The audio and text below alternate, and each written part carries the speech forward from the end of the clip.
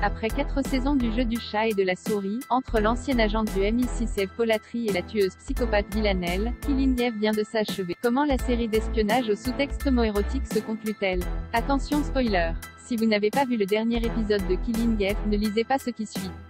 Clap de fin sur Killing Eve, la création de Phoebe Waller-Bridge qui est apparue comme un renouvellement rafraîchissant, bien que sanglant, de la série d'espionnage. Avec son humour noir et son ton décalé, la série s'est finie par une lecture de tarot, un mariage et 2 morts tragiques. Après avoir été séparés l'essentiel de la saison, Villanelle, Jodie Comer, et Eve, Sandra Oh, se retrouvent une ultime fois dans le dernier épisode, toutes deux unies dans leur quête obsessionnelle d'en finir avec les 12. Au cours de leur périple, elles sont hébergées dans un refuge par un joli petit couple tout mielleux dont la symbiose leur renvoie à leur perpétuelle danse de couple dysfonctionnel. Une séance de tarot plus tard, Villanelle est promise à un avenir radieux et Eve à une mort certaine. Ambiance. Au petit matin, elles volent comme des sales gosses le van de leurs hôtes, et finissent par acter la fin de leur guéguerre par un baiser torride. L'instant idéalisé, cristallisé depuis la première saison et savamment repoussé tout au long de la série a enfin lieu. Mais comme trop souvent dans les séries ces dernières années, ce baiser annonce un trope trop bien connu. On y revient plus tard. Et là, c'est le drame ni une ni deux, Eve et Villanelle ne s'empressent pas de partir au loin pour filer le grand amour. Fidèles à leur projet et leur obsession, elles partent finir le travail et montent à bord d'un bateau privatisé pour un mariage sur les bords de la Tamise qui abrite une réunion secrète des 12.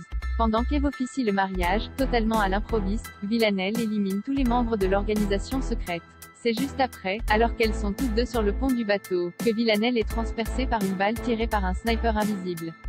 Villanelle se précipite avec Eve dans l'eau pour la protéger des tirs et reçoit encore plusieurs balles. Eve assiste impuissante à sa mort.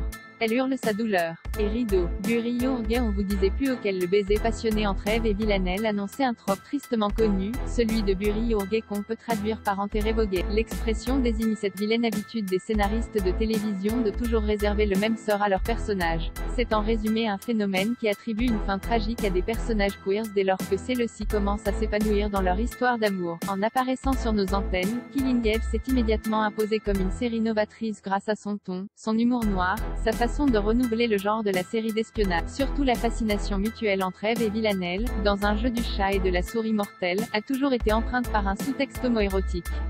Avec son caractère frondeur et disruptif, les fans de la série étaient en droit d'espérer autre chose que cette fin bâclée qui perpétue une représentation de personnages queers voués à une forme de damnation, interdit de toute forme de happy ending. C'est aussi dommage que rageant. On aurait pu espérer une conclusion plus créative qui échappe avec un peu plus de panache à cette fatalité ou au candidat vécure heureuse.